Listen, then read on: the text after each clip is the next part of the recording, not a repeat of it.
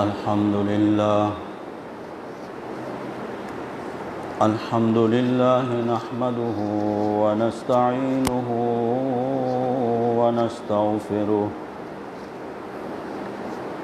ونستغفره ونؤمن به ونتوكل عليه ونعوذ بالله من شرور أنفسنا ومن سيئات أعمالنا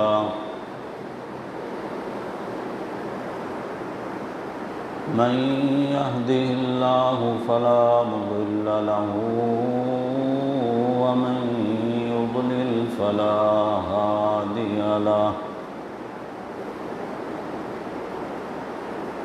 شهادة أن لا إله إلا الله وحده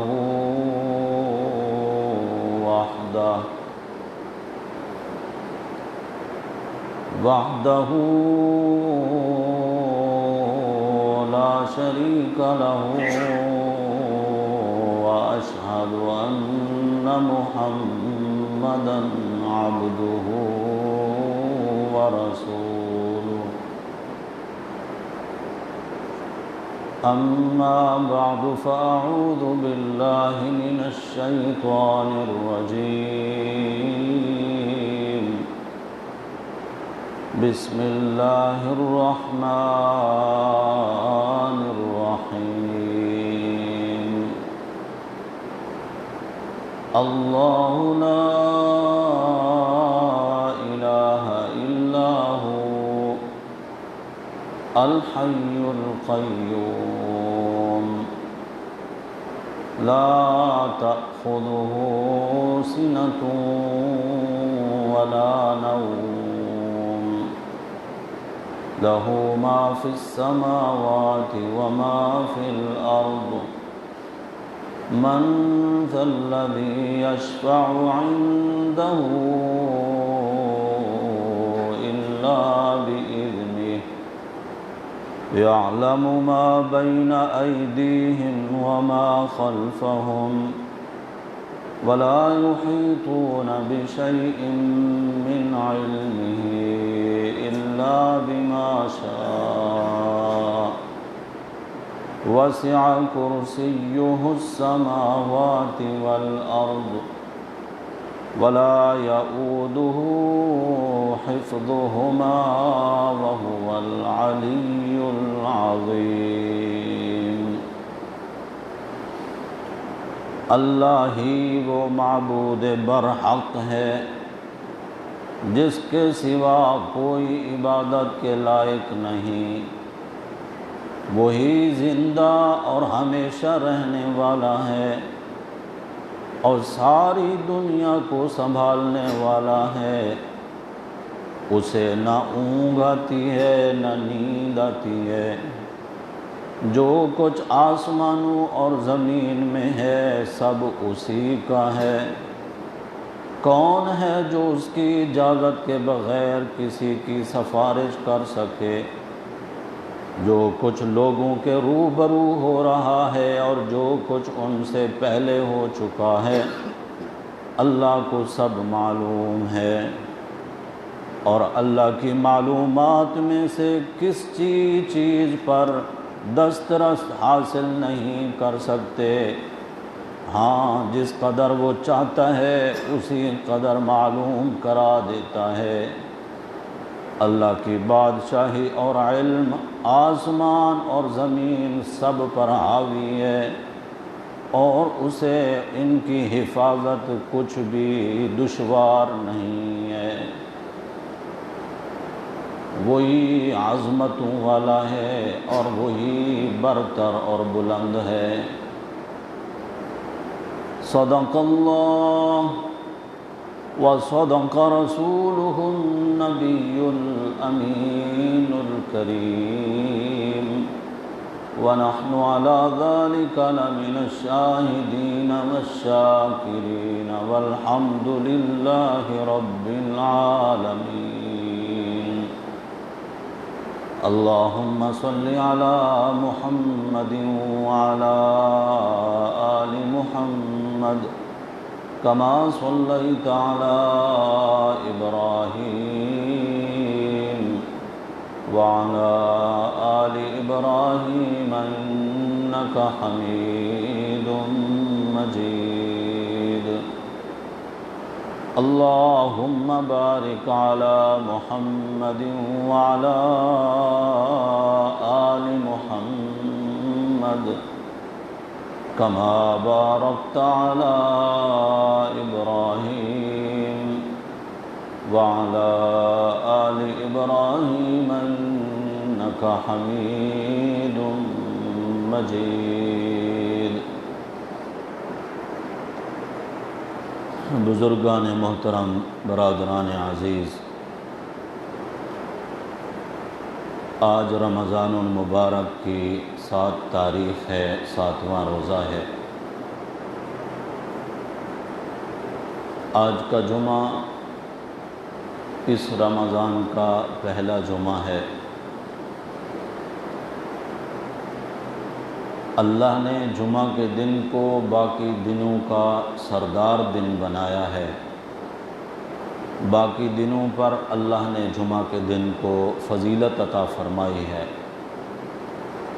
جس طرح دنوں میں باقی دنوں کا سردار جمعہ کا دن ہے، اسی طرح باقی مہینوں میں مہینوں کا سردار رمضان المبارک کا مہینہ ہے۔ اللہ کا کروڑہا بار شکر ہے جس نے ہمیں ایک بار پھر رمضان المبارک نصیب فرمایا۔ ویسے تو کئی خصوصیات سے اللہ نے اس امت کو نوازا ہے۔ 3 خصوصیات اتنی عظیم ہیں جو اللہ نے کسی اور امت کو عطا نہیں فرمایا۔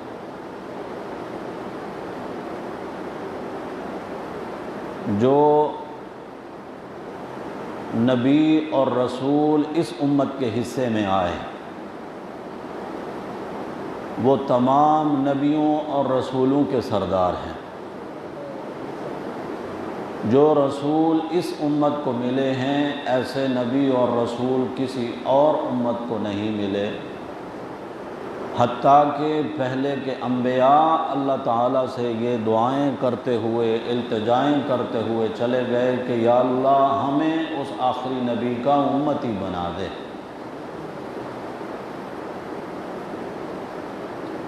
ایک تو یہ عظیم نعمت رسول والی جو اس امت کو ملی، ایسا رسول کسی اور امت کو نہیں ملا۔ جو کتاب مقدس یعنی قرآن مجید اس امت کے حصے میں آیا، ایسی کتاب بھی کسی اور نبی اور امت کو نہیں ملی۔ اور رمضان المبارک کا مہینہ، اس مہینے کی رحمتیں، برکتیں، مغفرتیں، اس کے انوارات، یہ ماہ مبارک بھی صرف اس امت کے حصے میں آیا ہے۔ پہلی امتوں کو رمضان بھی نہیں ملا، قرآن بھی پہلی امتوں کو نہیں ملا، رمضان بھی پہلی امتوں کو نہیں ملا، اور محمد جوان بھی کسی اور امت کو نہیں ملا صلی اللہ علیہ وسلم۔ یہ 3 عظیم نعمتیں اللہ نے اس امت کو عطا فرمائی ہیں۔ اللہ کرے کہ یہ امت بھی اپنی فضیلت کو سمجھ سکے کہ ہم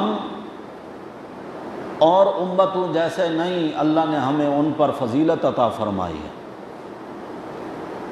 اور ظاہر ہے کہ جتنا کوئی قدر و قیمت والی چیز کسی کے پاس ہوتی ہے، اسی قدر وہ اس کی عزت اور احترام اور اس کی حفاظت بھی کرتا ہے۔ جب اس امت کے حصے میں اتنی قدر و منزلت والی چیزیں آئی ہیں، نعمتیں میسر آئی ہیں، رحمتیں ملی ہیں، تو اس امت کو بھی چاہیے کہ یہ اپنی قدر بھی پہچانے اور جو حق ہے رسول اللہ کا صلی اللہ علیہ وسلم وہ حق بھی پورا کرے، جو حق ہے قرآن کا، قرآن کو حق بھی پورا کرے، اور جو حق ہے رمضان المبارک کا وہ حق بھی پورا کرے۔ اللہ ہم سب کو توفیق عنایت فرمائے۔ میں نے جو آیت کریمہ پڑھی ہے، اکثر مسلمانوں کو یہ آیت یاد ہوتی ہے۔ ہم اس کو آیت الکرسی کے نام سے جانتے ہیں، چونکہ اس میں اللہ کے علم اور اللہ کے غلبے کا کرسی کے ساتھ اس کو موسوم کر کے تذکرہ کیا گیا ہے، اس مناسبت سے ہم اس کو آیت الکرسی کہتے ہیں۔ یہ آیت مبارکہ یعنی آیت الکرسی یہ بھی قرآن مقدس کی سب سے عظیم آیت ہے۔ اس کو جو فضیلت اور مرتبہ ملا ہے باقی کسی اور آیت کو نہیں ملا۔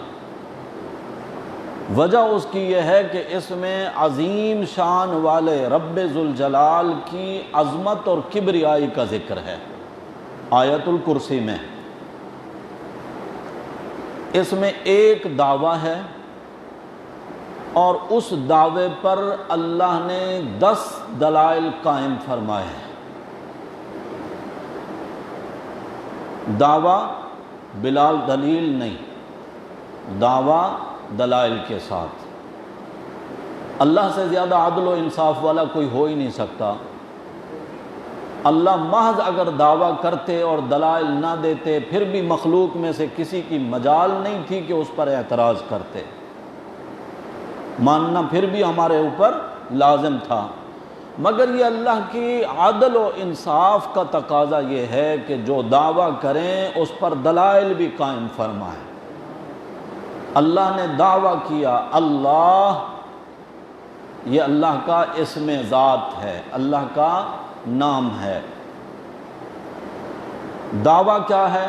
لا الہ الا ہو، اللہ ہی الہ ہے اور کوئی الہ نہیں۔ آیت الکرسی تمام آیات کی سردار اور پوری آیت الکرسی میں سے چوٹی اور اس کا سر اور اس کا اہم حصہ یہی ہے، لا الہ الا ہو، اللہ ہی الہ ہے اور کوئی الہ نہیں۔ اس پر اللہ نے پھر دلائل قائم فرمائے۔ یہی عقیدہ توحید کہلاتا ہے، یہی وہ کلمہ ہے لا الہ الا اللہ، یہی وہ کلمہ ہے کہ 100 سال تک کفر اور شرک کی زندگی گزارنے والا بھی جب صدق کے دل کے ساتھ یہ کلمہ پڑھتا ہے تو اللہ اس کے پچھلے 100 سال کے گناہ معاف فرما دیتے ہیں۔ یہی وہ کلمہ ہے جس کے بارے میں میرے نبی صلی اللہ علیہ وسلم فرماتے ہیں مرتے وقت آخری کلام جس کی زبان سے یہی ادا ہو گیا، اسی کے مطابق عقیدہ، اسی کے مطابق زندگی، فرمایا دخل الجنہ۔ اس کے مرنے کی دیر ہے وہ کہاں گیا؟ جنت میں۔ یہی وہ کلمہ ہے جس کے نافذ کرنے کے لیے اللہ نے 1.25 لاکھ انبیاء علیہم السلام کو مبعوث فرمایا۔ ہر نبی نے اسی کلمے کی دعوت دی ہے۔ کون سا کلمہ؟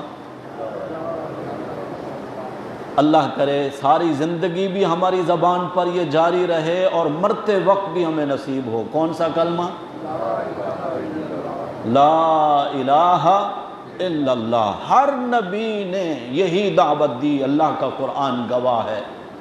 آج کل رمضان المبارک کا مہینہ ہے، الحمدللہ اللہ کا لاکھ شکر ہے، مسلمان تراویح میں قرآن پڑھ رہے ہیں، سن رہے ہیں۔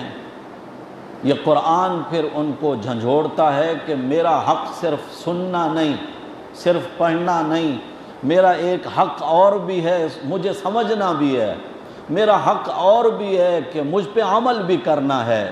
جب بندہ سنے، پڑھے، پھر اگلا حق اس کے اوپر کیا ہے؟ سمجھے۔ جب سمجھ لے پھر اس سے اگلا حق کیا ہے؟ عمل کرے۔ یہ حقوق بندہ ادا کر لے۔ میرے نبی صلی اللہ علیہ وسلم فرماتے ہیں یہ قرآن اور روزہ یہ قیامت کے دن اپنے عمل کرنے والے کے حق میں اللہ کے دربار میں سفارش کریں گے اور اللہ ان کی سفارش کو قبول فرمائیں گے۔ روزہ کہے گا یا اللہ تجھے راضی کرنے کے لیے اس نے مجھے اپنایا، بھوک پیاس برداشت کی۔ قرآن کہے گا یا اللہ سارا دن کی بھوکا پیاسا، کام دھندے میں مصروف، تھگا ہارا، لیکن رات میں پھر اس نے قیام کی حالت میں کھڑے ہو کر میری تلاوت کی یا سنا قرآن کو، یا اللہ میں سفارش کرتا ہوں اپنے اس بندے کی بخشش فرما دے، اس کو جنت میں بھیج۔ حضور فرماتے ہیں روزہ اور قرآن سفارش کریں گے اور ان کی سفارش قبول بھی کی جائے گی۔ اللہ ہم سب کو نصیب فرما۔ تو اللہ نے 1.25 لاکھ انبیاء اسی کلمے کے نافذ کرنے کے لیے بھیجے۔ ہر نبی نے اسی بات کی دعوت دی، لا الہ الا اللہ۔ نبیوں کو مار لگی ہے اسی کلمے کی وجہ سے۔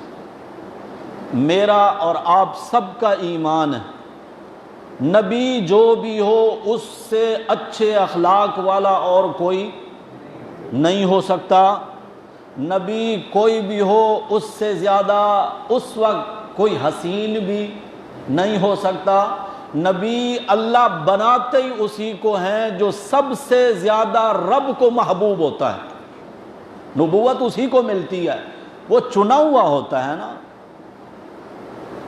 وہ منتخب ہوتا ہے، رب کی نظر انتخاب میں آتا ہے تب جا کر وہ نبی بنتا ہے۔ 1.25 لاکھ انبیاء کو اسی کلمے کے لیے بھیجا اور کئی ہزار انبیاء قتل کر دیے گئے، شہید کر دیے گئے۔ اخلاق ان کے سب سے اچھے، حسن میں وہ سب سے اعلیٰ، اور کسی کے ساتھ زیادتی کرنے والے بھی نہیں، تو قوموں نے نبیوں کو کیوں ستایا، کیوں مارا، کیوں زخمی کیا، کیوں قتل کیا؟ کبھی ہم نے غور کیا ہے؟ لا الہ الا اللہ اس کا ترجمہ کرو، اس کو جس لحاظ سے بھی آپ پڑھو، اس میں تو کہیں بھی گالیاں نہیں ہیں۔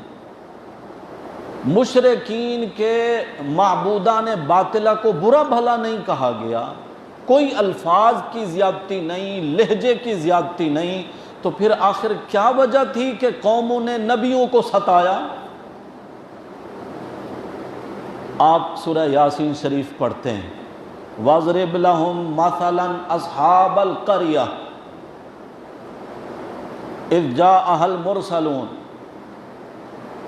اذ ارسلنا الیہم اثنین فکذبوہما فعززنا بثالث۔ میرے پیغمبر ذرا مثال بیان کریں آپ ان بستی والوں کی جن کے پاس 2 رسول گئے، لا الہ الا اللہ کی دعوت دی، پھر ان 2 رسولوں کی تائید کے لیے اللہ نے تیسرے رسول کو بھی وہاں بھیجا۔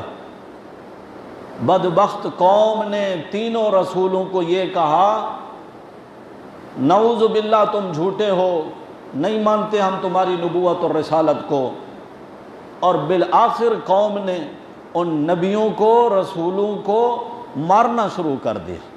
ان کی تائید میں ایک درخان، آپ تو انگلش سمجھتے ہیں، درخان تو اب بہت کم لوگ سمجھتے ہوں گے، درخان کیا ہوتا ہے؟ کارپینٹر، لکڑی کا کام کرنے والا، اردو میں ایک جملہ اور بھی بولتے ہیں، بڑھائی بولتے ہیں اس کو، بڑھائی۔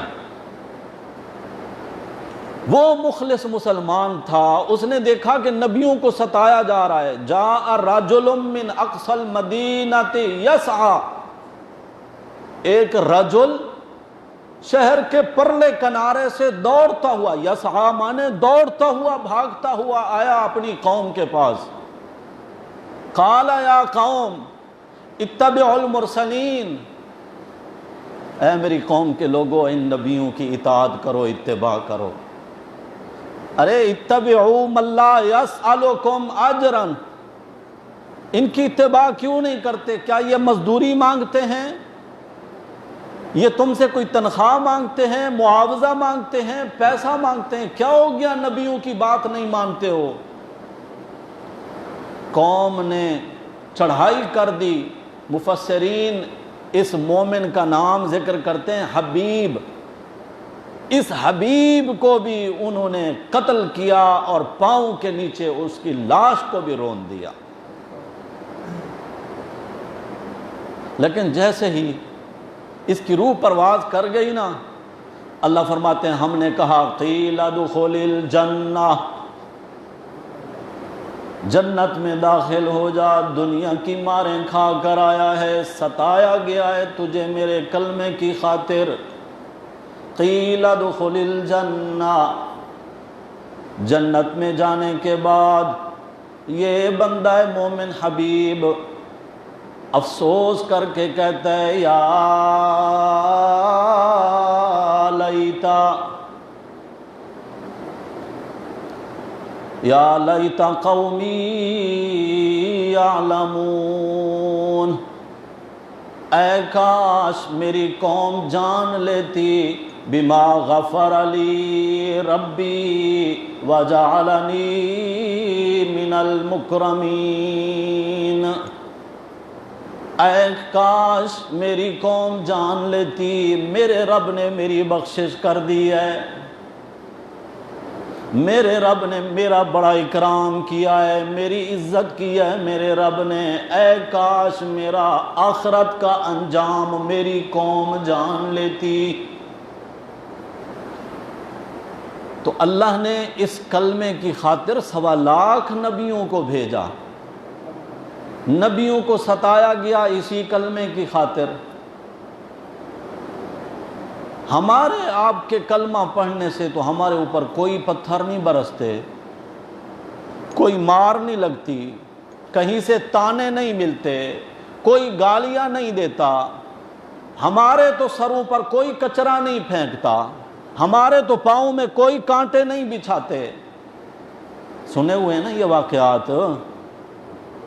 اور نبیوں نے تو دعوت دی ہی، مگر نبیوں کی تسبیح کا آخری موتی جناب محمد الرسول اللہ صلی اللہ علیہ وسلم، جن کی آمد پر وہ نبوت والی تسبیح مکمل ہو گئی، نبوت والی عمارت مکمل ہو گئی، وہ نبیوں کا بھی تاج اور صحرا ہیں میرے نبی صلی اللہ علیہ وسلم۔ بتاؤ صاحب ایمان لوگوں، میرے نبی صلی اللہ علیہ وسلم سے بڑھ کر کوئی حسین، میرے نبی سے بڑھ کر کوئی اعلیٰ اخلاق والا، میرے نبی کو لوگوں نے کیوں زخمی کیا؟ میرے نبی صلی اللہ علیہ وسلم کی معصوم بچیوں کے چہروں پر کیوں تھپڑ مارے گئے؟ میرے نبی صلی اللہ علیہ وسلم کی لخت جگر بڑی صاحبزادی سیدہ زینب کو حمل کی حالت میں اونٹ سے گرا کر زخمی اور بعد میں وہ شہید بھی ہو گئیں، کیوں کیا گیا؟ کیا قصور تھا؟ کون سی ایسی بات تھی جو میرے نبی صلی اللہ علیہ وسلم کی ان ظالموں کو بری لگی؟ یہی کلمہ ان کو برا لگا، لا الہ الا اللہ۔ اور میں نے جیسا کہ عرض کیا، آپ اس کا ترجمہ پڑھیں، اس کا مفہوم دیکھیں، اس میں تو کوئی برا بھلا نہیں کہا گیا۔ وجہ اس کی یہ ہے بھائیوں، نبیوں نے جن لوگوں کے سامنے یہ کلمہ پڑھا تھا وہ لوگ اس کلمے کی حقیقت کو سمجھتے تھے، وہ عربی دان تھے، عربی ان کی مادری زبان تھی، ان کو پتہ تھا کہ لا الہ الا اللہ کا مفہوم کیا ہے۔ ہماری زبان ہے پنجابی، سندھی، سرائکی، بلوچی، اردو، پشتو، ہمیں کیا پتہ لا الہ الا اللہ کا مفہوم کیا؟ ہمارا دعویٰ ہے کہ ہم عقیدہ توحید کو مانتے، اگر صرف لا الہ الا اللہ کہہ کر عقیدہ توحید کو ماننا یا عقیدہ توحید کا جاننا صرف اتنا ہی کافی تھا کہ ہم اللہ کو مان لیں، تو مت کہ کسی کا یہ خیال ہو کہ مکے کے جو مشرک تھے وہ اللہ کو نہیں مانتے تھے، وہ اللہ کو مانتے تھے۔ اللہ قرآن میں کہتے ہیں وَلَا إِن سَأَلْتَهُمْ، میرے پیغمبر آپ ان سے سوال کریں من خلقہم، ارے تمہیں کس نے پیدا کیا ہے؟ لا یقولن اللہ، اللہ پھر خود جواب دیتے ہیں میرے پیغمبر تو جیسے ہی ان سے سوال کرے گا نا کہ تمہیں کس نے پیدا کیا ہے، تو وہ فوراً کہہ اٹھیں گے کہ کس نے پیدا کیا ہے؟ لا یقولن اللہ، کس نے پیدا کیا ہے؟ تو وہ اللہ کو نہیں مانتے تھے، تو پھر یہ کیوں کہتے تھے کہ ہمیں اللہ نے پیدا کیا؟ ثابت ہوا نا کہ وہ اللہ کو مانتے تھے۔ وَلَا إِن سَأَلْتَهُمْ مَنْ خَلَقَ السَّمَاوَاتِ وَالْأَرْضِ، میرے پیغمبر آپ ان سے یہ بھی پوچھیں زمین و آسمان کو کس نے پیدا کیا؟ اللہ فرماتے ہیں آپ جیسے ہی سوال کریں گے وہ فوراً پکار اٹھیں گے کہ اللہ نے پیدا کیا۔ اور سورہ یونس میں تو اللہ نے اور زیادہ بات سمجھا دی، قُلْ مَنْ يَرْزُقُكُم مِّنَ السَّمَاءِ وَالْأَرْضِ، آپ ان سے سوال کریں زمین و آسمان سے تمہیں روزی کون دیتا ہے؟ آسمان سے روزی کا کیا مطلب ہے؟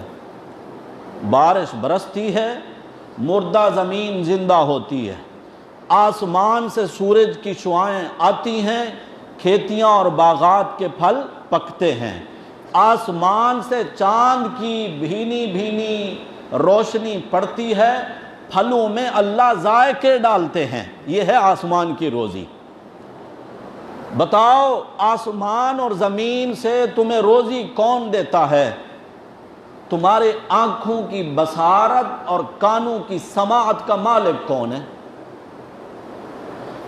یخرج الحی من المیت و یخرج المیت من الحی، مردہ کو زندہ سے نکالنے والا، زندہ کو مردہ سے نکالنے والا کون ہے؟ کیا مطلب؟ مرغی زندہ ہے، اس میں سے مردہ انڈا نکالنے والا، یا اس مردہ انڈا میں سے زندہ چوزا نکالنے والا، یا کسی بھی درخت کا مردہ بیج ہے اس میں سے زندہ درخت نکالنے والا، یا زندہ درخت میں سے مردہ بیج کا پیدا کرنے والا، یہ ہے یخرج الحی من المیت و یخرج المیت من الحی، زندہ کو مردہ سے نکالنے والا، مردہ کو زندہ سے نکالنے والا۔ اور من یدبر الامر، ساری کائنات کا نظام چلانے والا، تدبیر کرنے والا۔ یہ کئی چیزیں اللہ نے گنی، زمین و آسمان سے روزی دینے والا، تمہاری آنکھوں کی بصارت اور کانوں کی سماعت کا مالک، زندہ کو مردہ سے نکالنے والا اور مردہ کو زندہ سے نکالنے والا، اور پوری کائنات کی تدبیر کرنے والا کون ہے؟ اللہ فرماتے ہیں جیسے ہی میرے پیغمبر آپ پوچھیں گے وہ کہہ اٹھیں گے فَسَيَقُولُونَ اللَّهُ، سارے کے سارے بغیر کچھ انتظار کیے فوراً کہہ اٹھیں گے کہ یہ سارے کام کرنے والا اللہ ہے۔ تو معلوم ہوا نا کہ ابو جہل اللہ کو، اگر میری بات سمجھ رہے ہیں، اللہ کو مانتا تھا، مکے کے مشرک اللہ کو مانتے تھے، اللہ کو رازق بھی مانتے تھے، خالق بھی مانتے تھے، مدبر یعنی تدبیر کرنے والا، نظام چلانے والا بھی اللہ کو مانتے تھے۔ اللہ کو مانتے تھے جب ہی تو کعبہ کو بیت اللہ کہتے تھے۔ کس کا گھر؟ اللہ کا گھر۔ بچوں کے نام عبداللہ رکھتے تھے، اللہ کا بندہ۔ میرے نبی صلی اللہ علیہ وسلم کے والد کا نام حضرت عبداللہ، بچوں کا نام عبداللہ رکھنا، بیت اللہ کو بیت اللہ کہنا، کعبہ کا طواف کرنا، یہ ساری چیزیں ثابت کرتی ہیں کہ مکے کے مشرک اللہ کو مالک، رازق، خالق سب کچھ مانتے تھے، اس کے باوجود بھی وہ کیا تھے؟ کافر۔ کیا تھے؟ کافر تھے۔ کیوں؟ اور ہم بھی اللہ کو خالق، مالک، رازق سب کچھ مانتے ہیں، بلکہ ہمارے تو بعض مسلمان ایسے بھی ہیں انہوں نے اپنا وارث کسی اور کو بھی بنا رکھا ہے۔ جملے سنے ہیں نا، کوئی کہتا ہے میرا نبی وارث ہے، کوئی کہتا ہے ہمارا علی وارث ہے، مسلمان کہتا ہے ہمارا اللہ وارث ہے۔ تو یہ مالک اور وارث تو اللہ ہی تھا۔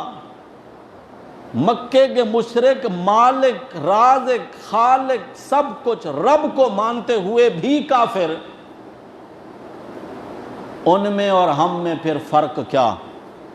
فرق اس بات کا کہ وہ رب کو خالق، مالک، رازق، مدبر سب کچھ مانتے تھے، وحدہ لا شریک لہ، اس پر ان کا ایمان نہیں تھا۔ جو نقطے کی بات سمجھانے لگا ہوں، جب کوئی بندہ دائرہ اسلام میں داخل ہوتا ہے تو اس کو کلمہ شہادت پڑھایا جاتا ہے، اشہد ان لا الہ الا اللہ وحدہ، کہہ دیں وحدہ، اگلے جملے لا شریک لہ، اللہ کے سوا کوئی عبادت کے لائق نہیں، وہ اکیلا ہے، اس کا کوئی شریک نہیں۔ اس جملے کو وہ نہیں مانتے تھے۔ اللہ اپنی ذات میں بھی واحد اور یکتا ہے، اللہ کی ذات میں بھی کوئی شریک نہیں۔ اللہ اپنی تمام صفات میں بھی واحد اور یکتا ہے، اس کا کوئی شریک نہیں۔ اللہ اپنے تمام اختیارات میں بھی واحد یکتا ہے، اس کے اختیارات میں بھی اس کا کوئی شریک نہیں۔ اور اللہ کے جو حقوق ہیں، اللہ اپنے حقوق میں بھی واحد اور یکتا ہے، اللہ کے حقوق میں بھی اس کا کوئی شریک نہیں ہے۔ یہ 4 جملے سکھانے لگا ہوں، زندگی کا کوئی پتہ نہیں، گواہ رہنا اللہ کی وحدانیت کی بات ہے۔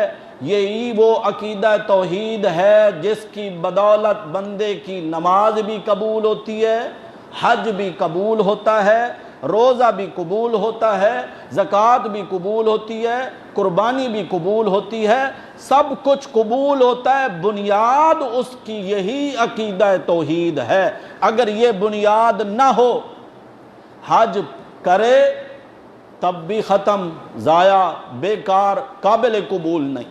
سجدے کرے قابل قبول نہیں، روزے رکھے قابل قبول نہیں۔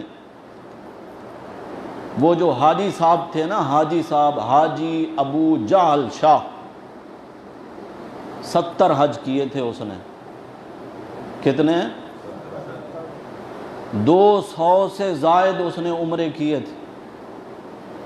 باہر ممالک کے حاجی لوگ جو حج کرنے کے لیے آتے تھے، شہد کے اندر ستو گھول کر ان کو پلایا کرتا تھا۔ کعبہ میں جھاڑو دیتے دیتے جب اس کی محبت اور اضافہ کرتی تو داڑھی کے ساتھ کعبہ کی دیواروں کو صاف کرتا تھا کہ کوئی مٹی کا تنکا باقی نہ رہے، میرے چہرے پر آ جائے۔ اور اگر اس کا بس چلتا تو کعبہ کی چوکھٹ کو زبان کے ساتھ چاٹ کر اس کی مٹی صاف کرتا تھا۔ اس کی محبتیں اتنی تھیں۔ گیا کہاں ہے؟ جہنم میں۔ میرے نبی صلی اللہ علیہ وسلم نے فرمایا، ایک فرعون وہ تھا جو موسیٰ کی امت کا فرعون تھا، موسیٰ کا فرعون تھا، میری امت کا فرعون ابو جہل۔ اس کی وہ ساری نیکیاں کہاں گئی؟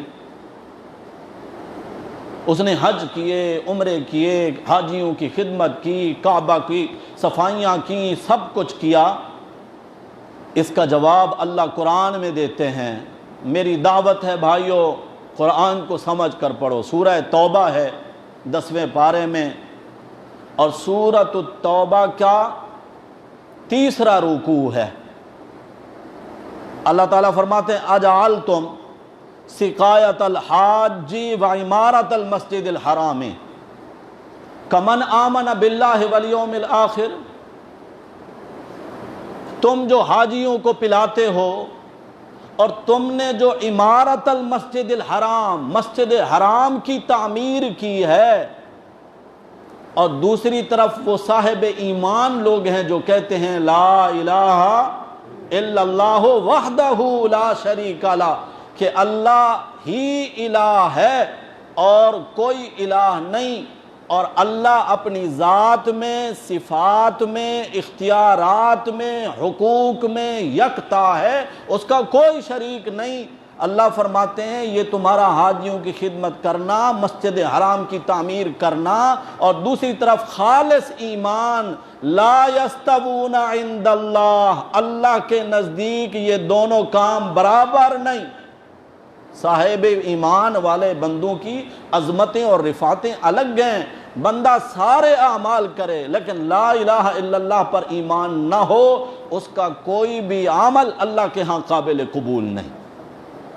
یہ عقیدہ توحید کی بات۔ ویسے میری کوشش ہوتی ہے کئی سالوں سے رمضان المبارک میں اس موضوع کو میں ضرور بیان کرنے کی کوشش کرتا ہوں، صرف اس لیے کہ ہم جو بھی عمل کرتے ہیں اس کی بنیاد یہی عقیدہ توحید ہے۔ اگر یہ ہمارا سچا ہے، ہم اللہ کو واحد اور یکتا مانتے ہیں بلا شرکت غیر، تب تو ہمارے یہ روزے بھی قبول ہیں، ہماری تراویح بھی قبول ہے، ہماری زکوٰۃ اور صدقات بھی قبول ہیں، ہمارے حج اور عمرے بھی قبول ہیں، سب کچھ قبول ہے۔ اور اگر عقیدہ توحید میں گڑبڑ ہے، ہم اللہ کو بھی الہ سمجھتے ہیں۔ الہ کیا معنی ہے الہ کا؟ صرف یہی کہ عبادت کے لائق، مشکل کشا، حاجت روا، داتا، دستگیر، لجپال، غریب نواز، یہ سارے معنی ہیں لا الہ الا اللہ کے۔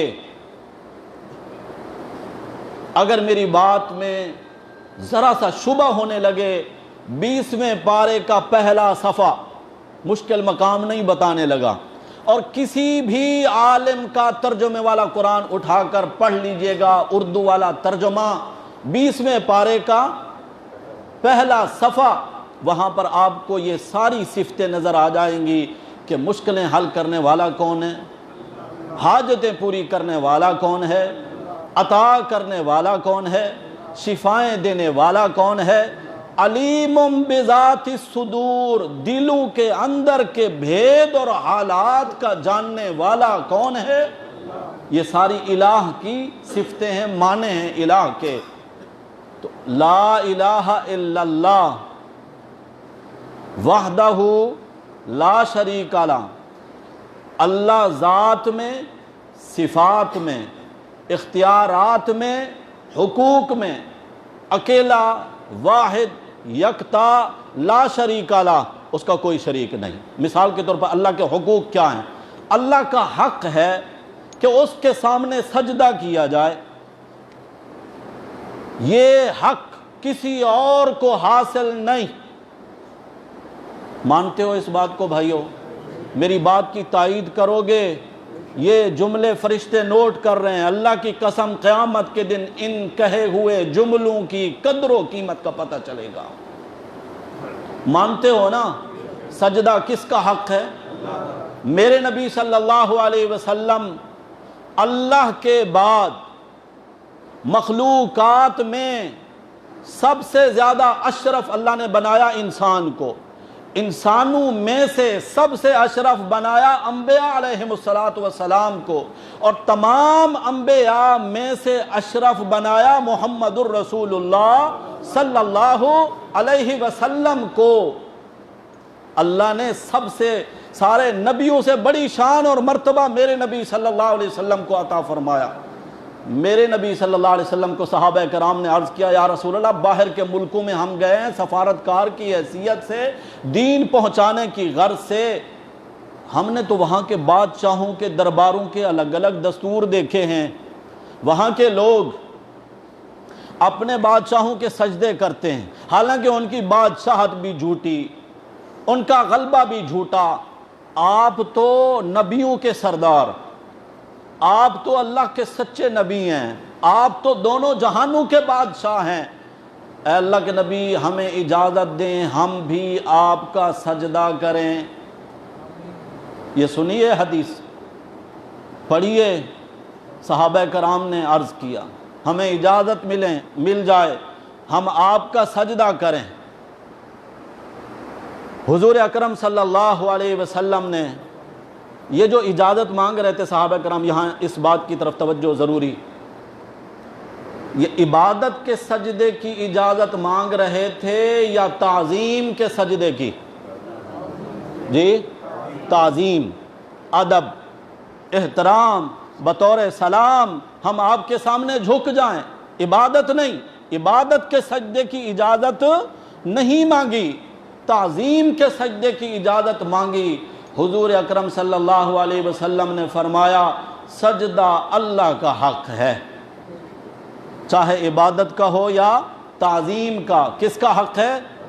اللہ کے سوا اگر کسی کا سجدہ جائز ہوتا تو میں عورت کو حکم دیتا کہ وہ اپنے شوہر کا سجدہ کرے۔ عورت کو بھی اگر اجازت ملتی شوہر کے سجدہ کرنے کی تو یہ سجدہ کون سا ہوتا؟ بعض لوگ بزرگوں کے مزارات پر جا کر جھکتے ہیں، کوئی رکوع کی شکل میں، کوئی سجدے کی شکل میں، کوئی اپنی پیشانی چوکھٹ پہ رکھ دیتا ہے، اور جب اس سے پوچھا جاتا ہے کہ آپ نے شرک کیا، وہ کہتا ہے میں نے تعظیم کے لیے ایسا کیا۔ اس لیے میں بات کو واضح کر کے بول رہا ہوں، صحابہ نے بھی تعظیم کے سجدے کی اجازت مانگی، اللہ کے نبی نے بھی عورت کو تعظیم کے سجدے کی اجازت دینی تھی، مگر سجدہ اللہ کا حق ہے، وہ چاہے عبادت کا ہو یا تعظیم کا۔ اللہ کے اس حق میں کسی کو شریک کرنا جائز نہیں ہے۔ یہ ہے اللہ کے حقوق میں کسی کو شریک نہ کرنا، یہ ایک حق ہے۔ ضرورت پڑ گئی مدد کی، مدد کے لیے کس کو پکارنا ہے؟ نماز میں آپ کہتے ہو ایاک نعبد، پڑھو، یہ جملے تو آتے ہیں نا، ایاک، اگلا جملہ ہم تیری ہی عبادت کرتے ہیں، صرف تجھ ہی سے مدد مانگتے ہیں۔ سچ ہے نا یہ بات؟ اب مدد کے لیے پکارنا کس کا حق ہے؟ کس کو پکارا جائے؟ اگر کوئی اللہ کے اس حق میں کسی نبی کو، ولی کو، غوث کو، کتب کو، ابدال کو، کسی امام کو، کسی شہید کو، کسی زندہ کو یا مردہ کو ما فوق الاسباب، بغیر کسی سبب اور ذریعے کے پکارتا ہے تو وہ اللہ کے اس حق میں اس کو شریک کرتا ہے، اور اس سے عقیدہ توحید آلودہ ہو جاتا ہے، ناکارہ ہو جاتا ہے۔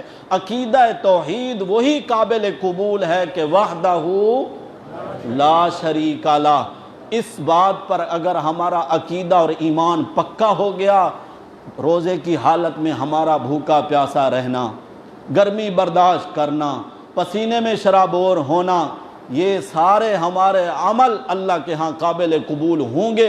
اور اگر خدا نخواستہ عقیدہ توحید میں گڑبڑ ہوئی تو پھر دنیا میں چاہے جتنے بڑے سے بڑے عمل کرتا رہے، اللہ کہتے ہیں حابطت اعمالہم، مجھے تمہارے نہ روزوں کی ضرورت نہ نمازوں کی ضرورت، میں نے تو اپنے کلمے کی بلندی کے لیے 1.25 لاکھ نبی بھیجے تھے، وہ کلمہ پہلے تسلیم کر پھر تیرا روزہ بھی قبول ہے۔ پھر اگر تو بھول بھی گیا نا، پورا مٹکا پانی کا پی لے، میں تیری بھول کو نہیں دیکھوں گا، تیرا یہ عمل بھی قبول کر لوں گا۔ اللہ ہم سب کے عقیدے کی اصلاح فرمائے اور اللہ تعالی ہمارے یہ اعمال قبول فرمائے۔ رمضان المبارک کے یہ نعمتیں جو ہمیں میسر ہیں، یہ اوقات اللہ نے ہمیں عطا فرمائے ہیں، اور آج کل تو موجودہ پریشان کن حالات کی وجہ سے ہر ایک بندے کے پاس بہت سارا وقت ہے۔ میرے بھائیوں، میری دعوت ہے قرآن کو سمجھ کر پڑھیں۔ جس نے قرآن کو سمجھ کر پڑھ لیا اس کو نہ کسی مفتی کی ضرورت ہے، نہ کسی مولوی کی ضرورت ہے، نہ کسی فرقے کی ضرورت ہے، نہ کسی اور طرف جانے کی ضرورت ہے۔ قرآن اس کے سارے معاملات کو بالکل سیدھا کر کے صراط مستقیم پر چلا دے گا۔ اور دنیا میں ایک لائٹ قرآن والی اگر آپ کے میرے ہاتھ میں رہی، دوسرے ہاتھ میں میرے پیغمبر کی صحیح فرمان والی لائٹ اور روشنی اور وہ نور ہدایت ہمارے ہاتھ میں رہا، انہی روشنیوں میں چلتے چلتے ہم جنت الفردوس میں پہنچ جائیں گے انشاءاللہ۔ اللہ ہم سب کو عمل کی توفیق نصیب فرمائے۔ آخر دعوانا ان الحمدللہ رب العالمین۔